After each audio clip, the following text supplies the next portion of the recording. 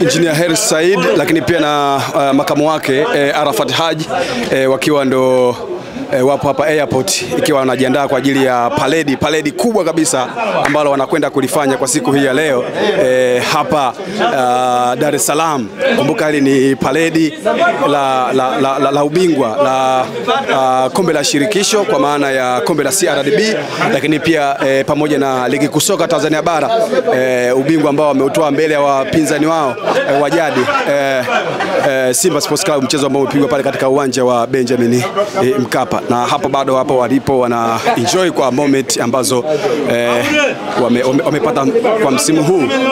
Fahamu msimu huu ni msimu wa mafanikio kwa upande wao kwa sababu wamebeba ubingwa mara 5, ubingwa makombe matano kwa maana ya Toyota Cup, Muungano Cup, ngao ya jamii, lakini pia sio ngao ya jamii pekee, wamebeba pamoja na ligi kuu Tanzania bara pamoja na kombe la CRDB baada ya jana kuibuka na ushindi wa mabao 2-0 dhidi ya Singida Black Stars.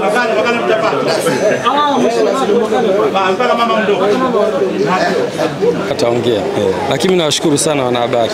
Mmekuwa muhimili mkubwa wa mafanikio yetu, lakini pia mmekuwa sehemu kubwa ya kuhabarisha Tanzania kuhusiana na maendeleo ya mpira katika nchi yetu. Sisi kama Young Africans tunawashukuru sana wanahabari.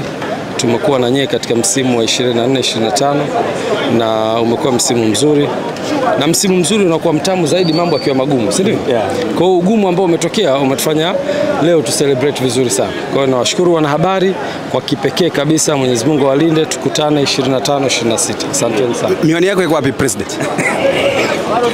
Miwani president. Unaitaka nyeupe? Anabadilisha kidogo. Badilisha kidogo. Miwani ya kibingwa. Akivaa miwani hapa. Miwani ya makombe. Kofia kama vile kuzijenza. Asante. Nasemaje? Crown Media. Hapa ni nyumbani.